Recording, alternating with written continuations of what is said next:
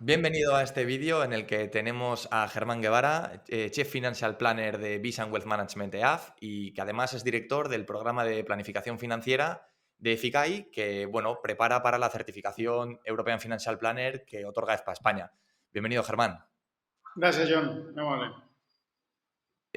Un poquito el objetivo de este vídeo es hablar sobre todo de lo que es la planificación financiera, la certificación European Financial Planner, y no sé si podrías comenzar un poquito pues haciéndonos una breve introducción de pues lo que significa esta certificación.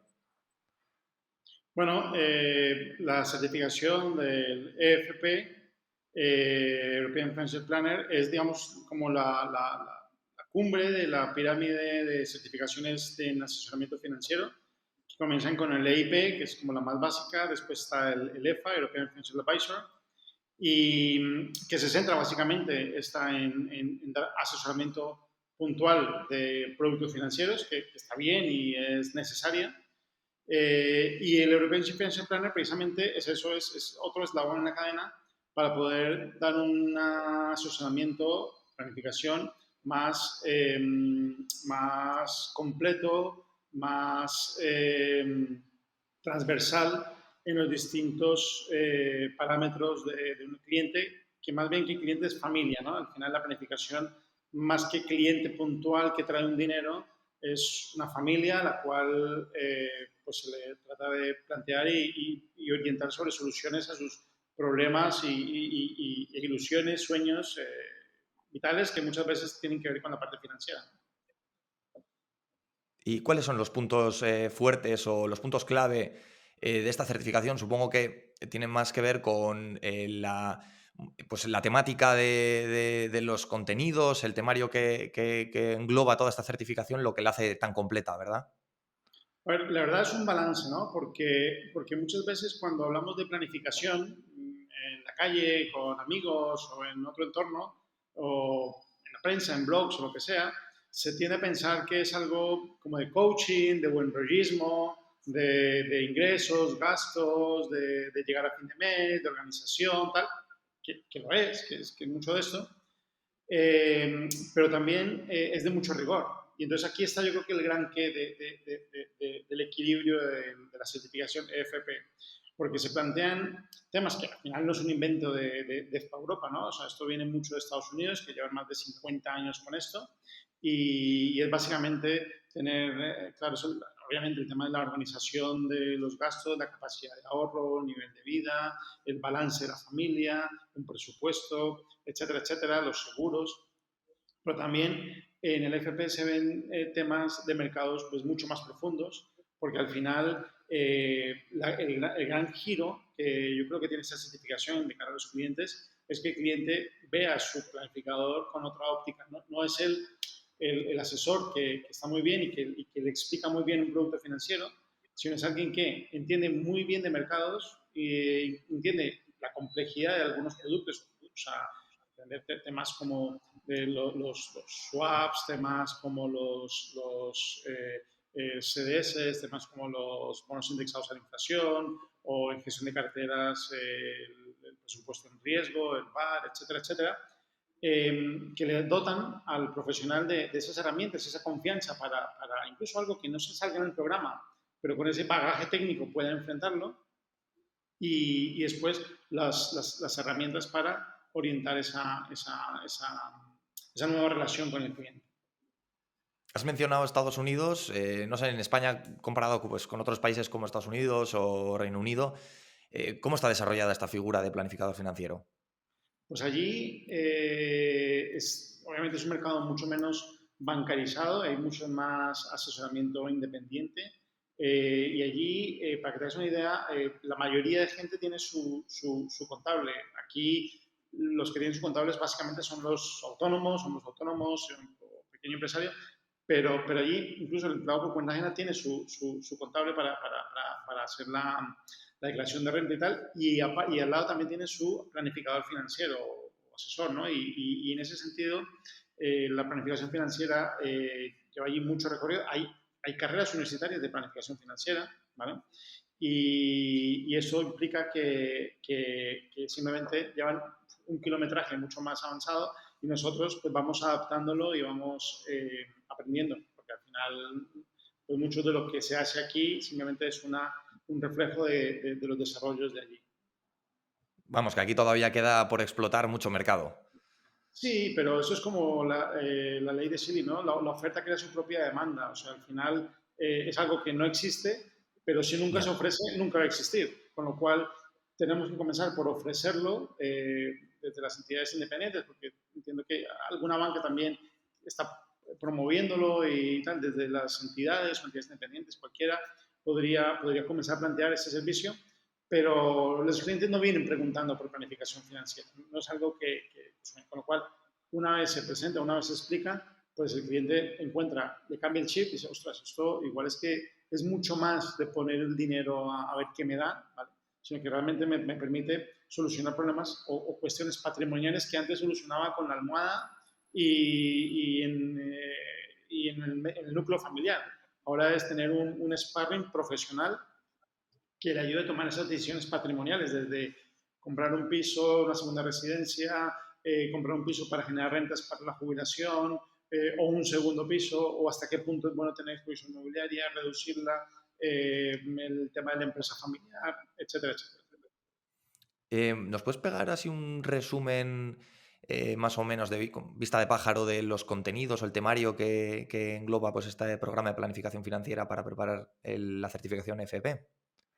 Sí, a ver, yo creo que a ver, es un temario muy extenso, pero yo creo que yo lo abriría como en cuatro líneas, ¿no? La primera es mayor profundidad en mercados, hablando de temas de política monetaria, de renta fija, se habla sobre todo de los bonos no convencionales, bonos indexados a la inflación, bonos convertibles, etcétera. En derivados también se ahonda mucho más en las opciones financieras, en los swaps, etcétera.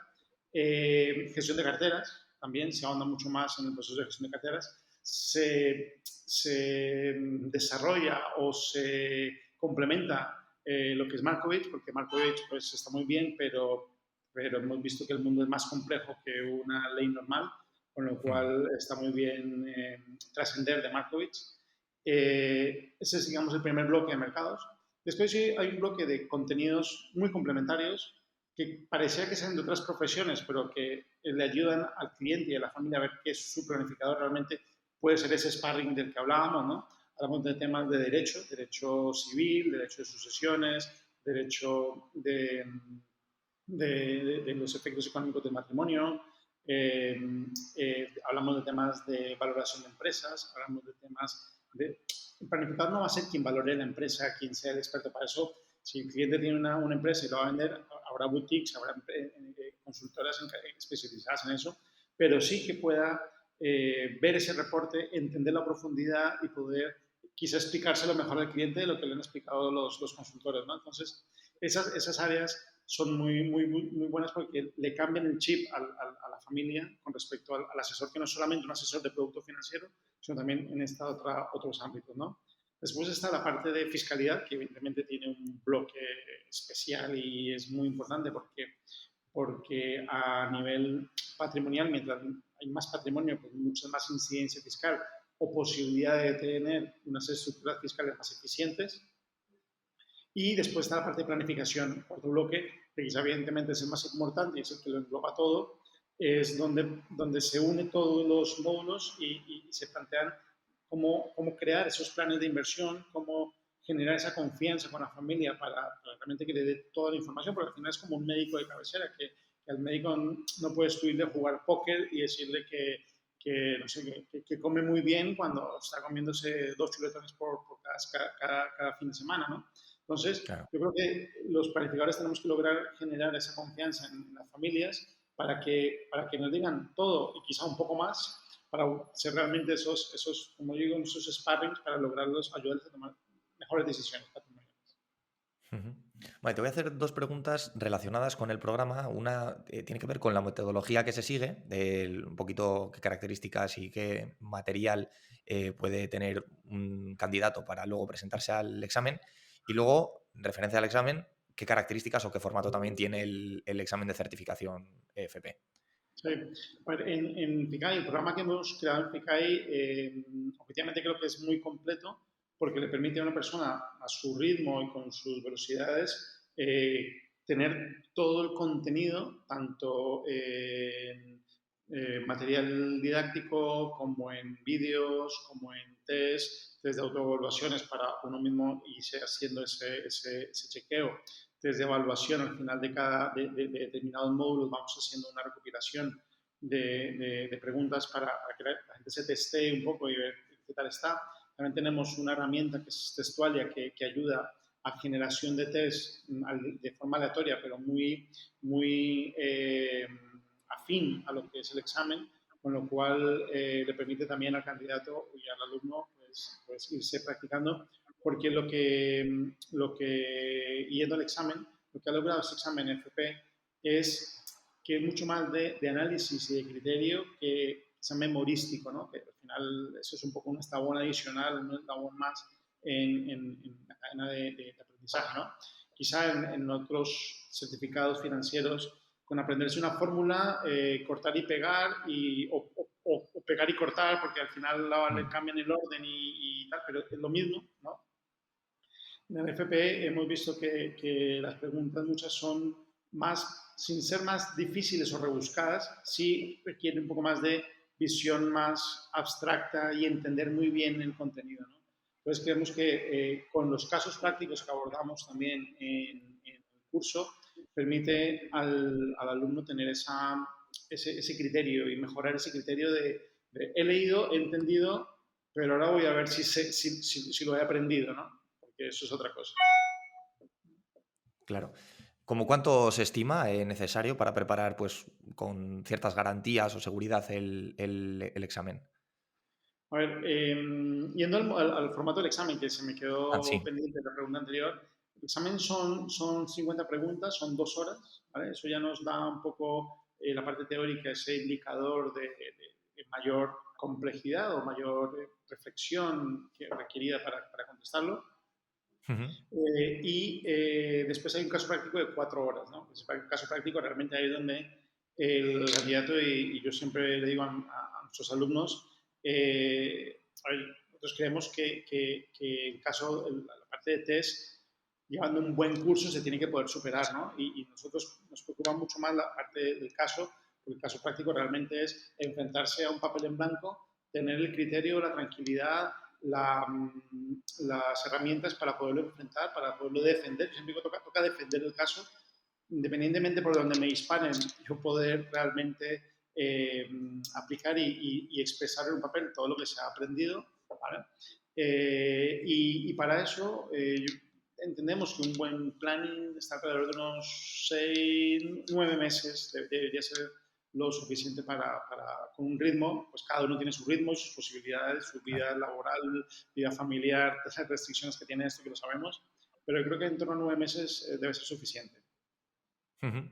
Vale, bueno, por ir un poco ya más viendo una aplicación en el mundo real, vosotros desde Visan, como empresa de asesoramiento financiero, ¿cómo aplicáis el proceso de planificación y financial planning?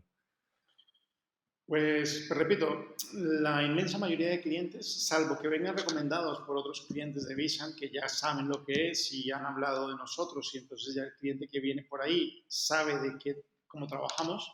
Pues claro, el cliente potencial que nos ve por la web o que ha tenido un impacto patrimonial, ha vendido una empresa, ha recibido una herencia, ha vendido un piso y está haciendo rondas por asesores financieros, pues viene aquí y se encuentra algo que no se esperaba, ¿no? Porque normalmente Mm. viene y busca información sobre qué producto comprar, qué cartera perfilada escoger, cuál es el binomio renta-riesgo más eficiente para su perfil.